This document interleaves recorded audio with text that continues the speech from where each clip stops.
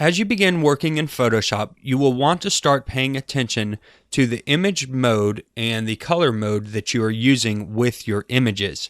And this will be dependent on what you're using the image for, whether you're using it for a screen or whether you're using it for print. Now, as you've seen before, we usually use a 300 pixels per inch bit depth for printing and a 72 pixels per inch bit depth for screen resolution. Now, the screen and the printer are going to handle color in different ways. For instance, on a screen, all the colors you see are made up with the RGB spectrum, that is red, green, and blue. So if we had a magnifying glass and we could zoom in on our screen or our television, we would actually see a bunch of little tiny red, green, and blue lights illuminating the screen that's making up all the colors that we actually see. And depending on which ones are on at which times, it mixes colors and we see the whole spectrum of colors on our screen. However, when you print, you use a different color system, which is the CMY or the CMYK color scheme. And that stands for cyan, magenta, and yellow, and the K stands for black. Now, you've seen this before if you've ever used a printer or an inkjet printer or maybe even a colored laser printer. Because whenever you load color into a printer, you don't use red, green, and blue, you use cyan, magenta, and yellow, and that's the way that things are printed. This is the same for something like screen printing. I used to have a screen printing business, and whenever we screen printed, we could use a mix of just cyan, magenta, and yellow and black and get every other color of the color spectrum. So let's go ahead and take a look at this and see why this is important and how we can adjust this and make changes. So the first thing we want to do is let me show you the colors so it makes a little more sense. If you go to Window, and I'm using the latest version of Adobe Photoshop CC 2018, if I go to Extensions, I can click on Adobe Color Themes, which is a great tool. I'll show you how to use it. And if you can't find that, you can try searching for it by looking up Find Extensions on Exchange. You don't need to open it because I'm going to show you everything right here, but if you want to follow along, you can click that. Now, this is a tool that allows us to quickly and easily pick different colors and color schemes and save those schemes out and just come up with a bunch of different ways of generating color. This is great for photography, graphic design, web design, all kinds of things. And you can see we have a color wheel here. We'll go over this in just a moment. If we click on the Explore tab, it'll actually show you some popular color themes on the Adobe site. And this is great if you're doing, like, say, a website and you can't figure out the colors you want to pick. You can come in here and find a great looking color scheme and use it. If you click on the three dots in that color scheme, you can edit the theme, you can add it to your favorites and use it. You can add it directly to your swatches so you can start pulling those colors in, and you can also view this color scheme online. There is also a tab for My Themes, so once you begin saving themes, you can have them in here ready to go and pull out your most common themes. So let's go back to the Create tab so that I can just give you a brief overview of what I'm talking about here. And you can see we have these colors already selected with these dots going out. I just want to get rid of those for a minute so it's a little easier to see. So I just turn that bottom slider down to black. And here we have a basic color wheel. Now we can look at the red, the green, and the blue on this color wheel, and you can see they all sit across from one another, making a sort of a triangle. If we look at the colors in between those, we actually see the cyan, the magenta, and the yellow. And so the screen is made up of the RGB color scheme, but can pull in colors like magenta and orange and yellows and cyans based on the way that it's mixing the colors. So in all actuality, green and red, viewed from a distance combined, can actually make a yellow looking color. And the same thing goes when you're using print. The cyan, magenta, and yellow can also make greens and blues and reds and oranges. Now, the hardest part is usually dealing with dark colors or black colors. Therefore, whenever you're using print, it usually can mix in a black color to get those darker, rich colors, where on a screen, you can just have the absence of color for the black. So these are your basic colors that you're going to be looking at and using, and you have to decide early on, what are you doing? Are you dealing with photographs? Are you printing those photographs? Or are you using those photographs on the web? And you'll just want to keep these in mind whenever you begin working. Now, each image is going to be labeled on what color mode that it's using.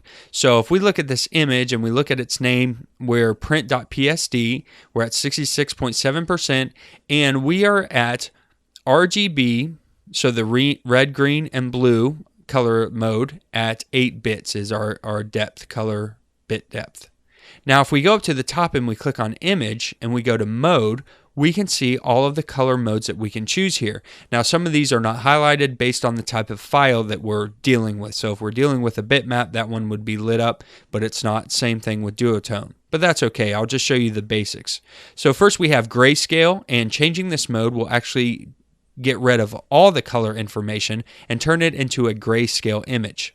We have index color, which will allow us to actually choose some of the settings that we want as far as the palette that we're using. So we can choose a web palette here, how many colors, how we're forcing blacks and whites and primaries and web colors, and then other options.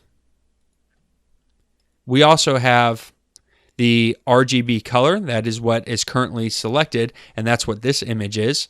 Then we have the CMYK color, so you might need to change that if you're sending this off to a printer. We have lab color, which is a different way of composing colors, and then multi-channel mode for multiple channels, and I'll show you the channels here in a second. And then we have our different color bit depth. So this image is at 8 bits, we have 16 bits and 32 bits. Now keep in mind, you really can't go from a lower bit depth to a higher bit depth with making it look any better. There's not going to be much of a change. If you have a 32-bit image, you can bring it down to 8 bits to save on file size and what have you, but you can't take an 8-bit and adjust it up to 32 bits. It's going to try to calculate that, and it's not always going to really come out right. And you also need to keep in mind that whenever you're changing these colors, it's going to look different on your screen, because if we're using an RGB color picture and we change it to CMYK, the screen is still using an RGB mix, and so your colors might actually look a little different. So you need to make sure you're calibrating your monitor and you're checking your work whenever you're using print. You print it out and make sure it looks like you want it to look like. So let's just start with the RGB color, which is what this image already is. And if we go over to the layers panel, one of the panels I left open is called the channels panel. If we click on that, we can actually see the different channels that make up this image. You can sort of think of these like layers, except they don't get stacked. Each one of these combines to make your colors. And with RGB on, if I click on that, it actually isn't going to turn anything off, but I can start unclicking these channels, and when I do, you'll see the RGB go away. Now, it's always going to leave one channel active, and this is the blue channel. Even though it looks in grayscale and black and white, it's actually all the blue color information of this picture. Now, we can also click on another channel, such as the green, and it's going to be a mix of these two channels, and we actually see some color come in. So the green and blue is mixing, and you can see the blues, you can see the greens, and you can see everything in between, such as the cyan. If we get rid of the blue channel now, we can always have to leave one active. So this is the green color information, and then we can turn on red and green, and if you look on the color wheel, green and red make yellow. So now we can see yellow information, green information, and red information. And we can get rid of the green channel and just look at the red information displayed in grayscale here.